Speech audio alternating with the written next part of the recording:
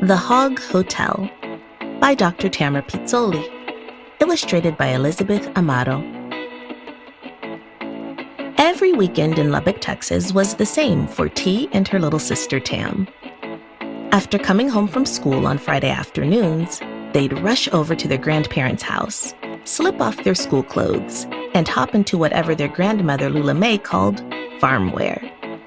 White t-shirts, overalls, and long, colorful boots. The family's farm was a moderate-sized piece of land, just a short drive outside of Lubbock city limits. Their grandfather, Willie, had purchased it when he was young and maintained it for many years.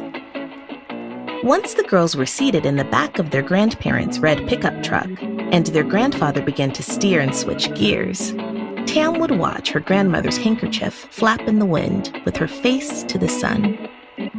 She knew if she dared to move her bottom off the spare tire upon which she sat, her grandmother would shoot her a look in the rearview mirror that needed no words at all. Once they pulled up to the farm on this particular Friday afternoon, Tam and Tee jumped off the edge of the truck, and each of the 4 family members headed toward their respective chores. There was always plenty to be done. Grandpa Willie began unloading crates of Johnny's tomatoes to feed the cows, while Grandma Lula May inspected her herb and vegetable garden with precision before pruning and plucking her plants. Tam and Tee would start at the very first fence post and take their stances, one leg in front of the other with their knees slightly bent. "On your mark!" Tee would scream as Tammy inched forward. "No cheating!" her sister would squeal before continuing. Then, finally, "Go!"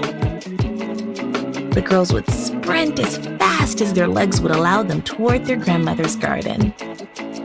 Whoever made it to Grandma Lula May first won the race. The loser had to handle the dirtiest job at the farm, the hog pen.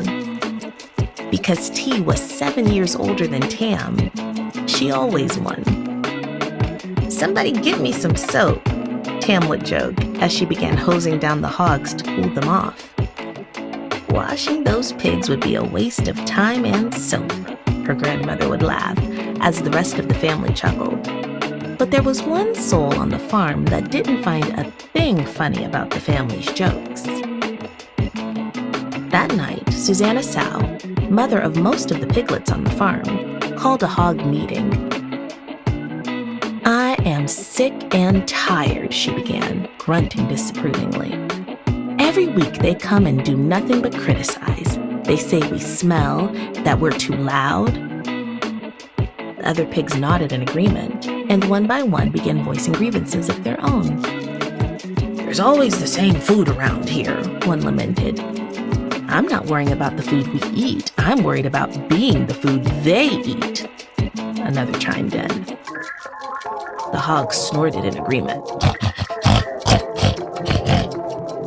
"Well, how much longer are we going to stand around snorting while we are constantly undervalued and underappreciated?" Susanna Sow demanded.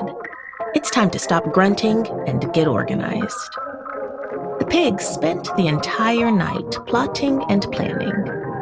By the time the sun was rising, it had been decided by all that the swine needed a place of their own, a place for them, by them.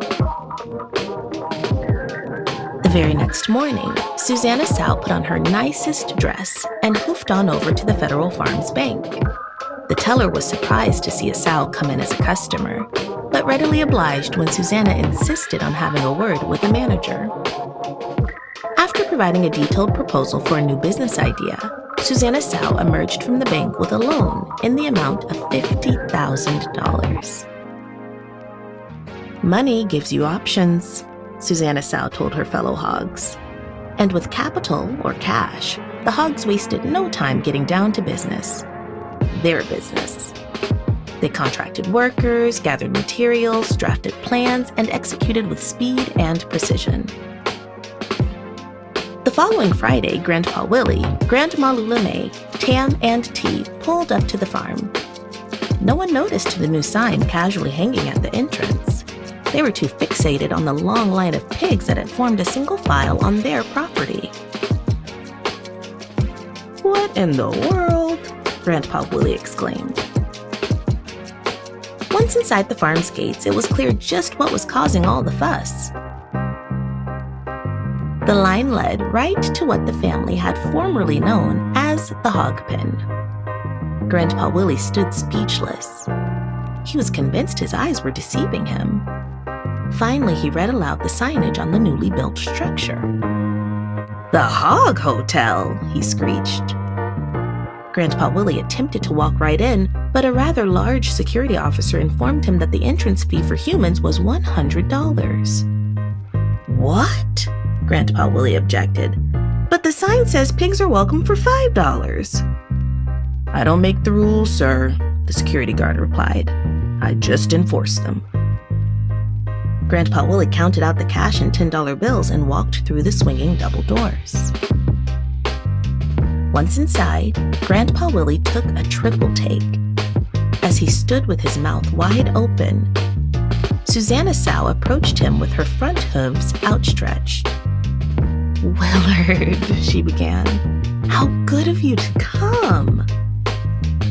What is all of this?" Grandpa Willie asked.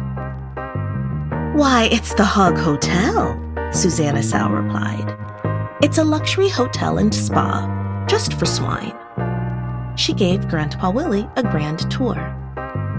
There was an area for manicures, pedicures, and waxes, and a separate room for mud baths and exfoliation. Down the hall and to the right was a state-of-the-art media room. Countless hogs were seated in a large theater, where a private screening of a horror film was underway. "This is outrageous," Grandpa Willie huffed as he stomped down the hallway. He would have let himself out of the Hog Hotel, but the glimpse he caught of the deluxe dining hall stopped him in his tracks. "This is just nasty," Grandpa Willie exclaimed. "Mr. Willard," Susanna Sow said sternly, "this establishment was curated and created by pigs for pigs, and since you've chosen not to season your words with respect, I'm going to have to ask you to leave." "But I own this place," Grandpa Willie objected as the Hog Hotel's doors shut behind him. Grandpa Willie, shocked and befuddled, broke the news to his wife and granddaughters. After a long pause, Grandma Lula spoke. "Well, honey, you know what they say. If you can't beat 'em, join 'em."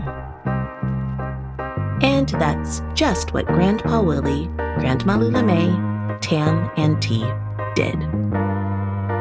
Copyright 2021 by Dr. Tamara Pizzoli.